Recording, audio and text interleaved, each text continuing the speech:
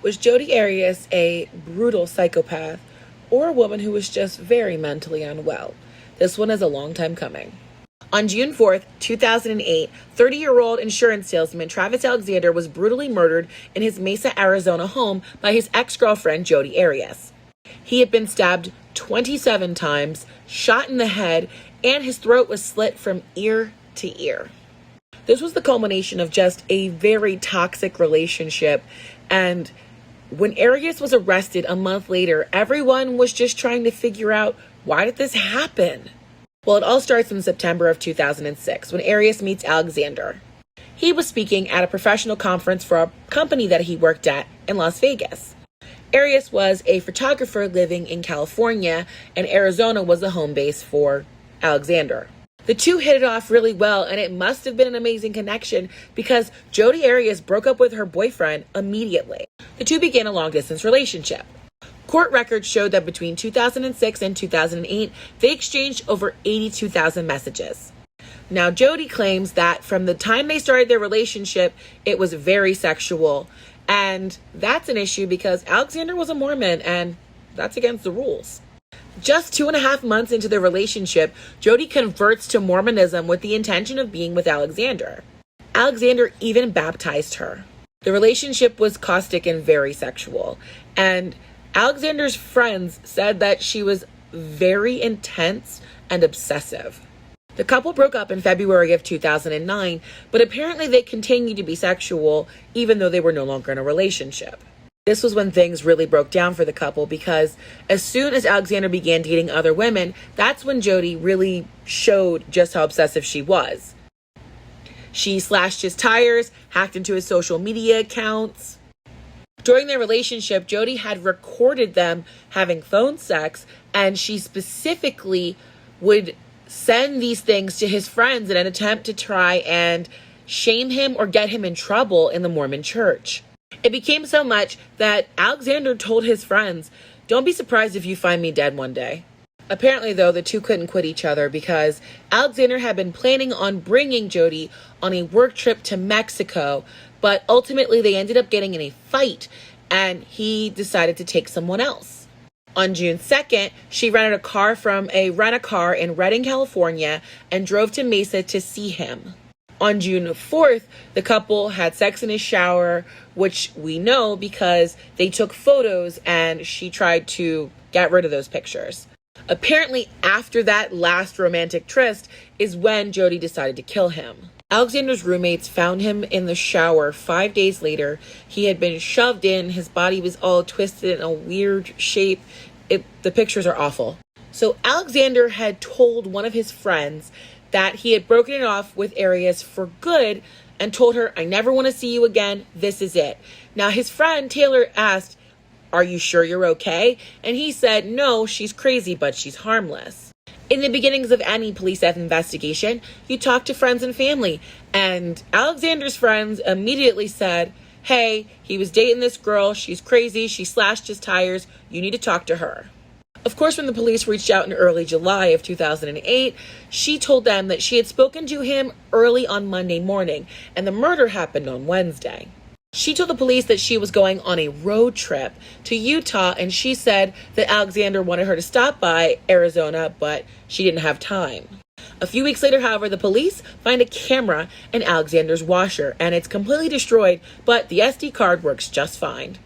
Investigators recover photos of the both of them in the shower the afternoon that he died at 5:29 p.m. So obviously Arias was in Arizona, and she was the last person to see him alive.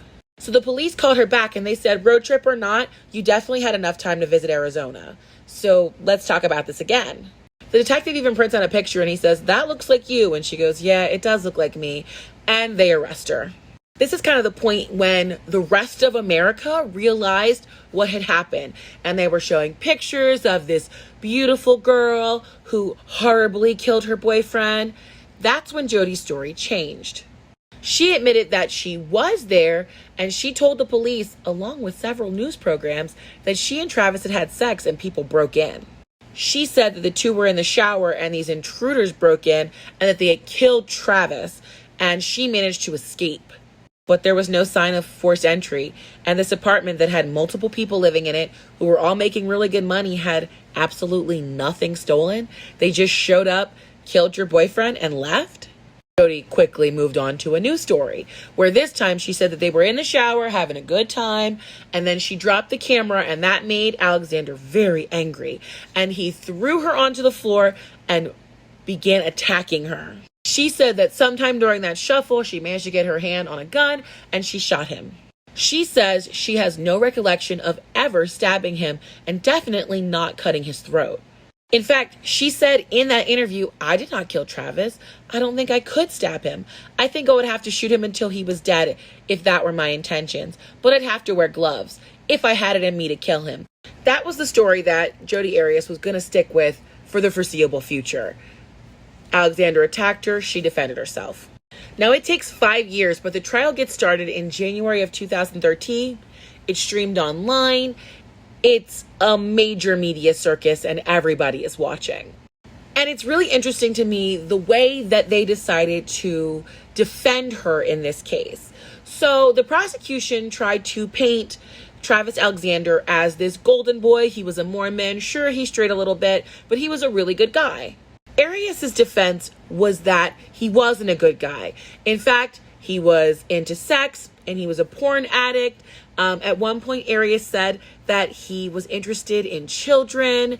They pretty much tried to do anything they could to slander his name. Some of that footage that Jodi had recorded to try and send to his friends was played during the trial. Like I said, the defense said Jodi's life was in danger. Alexander knocked her to the ground. There was a struggle and he died. They pulled up a lot of those 82,000 messages to show that Alexander was using Arias for sex. And that when the couple wasn't together, when they were fighting, he was really demeaning towards her. He called her names on multiple occasions when he was mad, saying that she was a slut or a whore. He even brought up one of his other ex-girlfriends and had her testify for the defense, showing that he also demeaned the ex-girlfriend as well. Both sides did participate in a little bit of mudslinging because for every picture that they showed of Travis Alexander, half naked, they had a picture of Jodi Arias also half naked. But ultimately in May of 2013, a jury convicts her of first-degree murder. But when it came to sentencing, the jury couldn't come to a conclusion.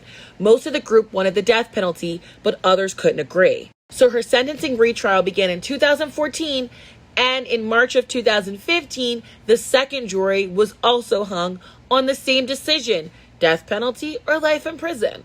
At this point, they ultimately just decided, we're going to remove the death penalty from the table, and she was given life in prison without parole. It's pretty crazy because over the course of this 2013, 14, and 15, Jodi Arias testified in her defense a total of 18 days. That's almost unprecedented in any murder trial. At her sentencing hearing, she did say, "I wish there was something I could do to take it back." And later on, she has said in other interviews that she feels like things would have gone differently if she had just been honest from the beginning. Since that conviction, she has actually been in a lot of different prisons. She's been in Estrella Jail, Maricopa County Jail, Arizona State Prison Complex.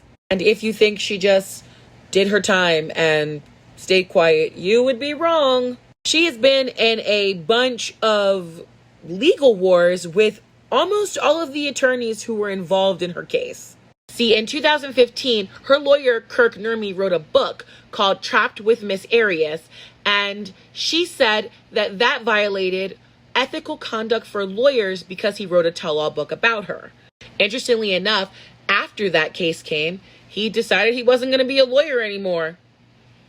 Jeremy says that this case was traumatic for him and he wanted to be done with Jodi Arias entirely and just put it behind him.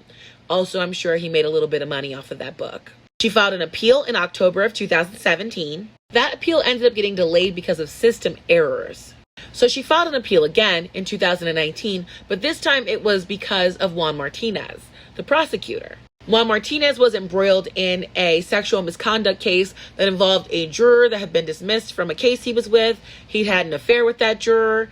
It was all kinds of crazy. Jodi was pretty much saying that Juan Martinez had questionable moral fiber, which might not be wrong, but she was saying that this proved that he had cumulative misconduct and that she deserved a new trial because he obviously was not a good person or lawyer.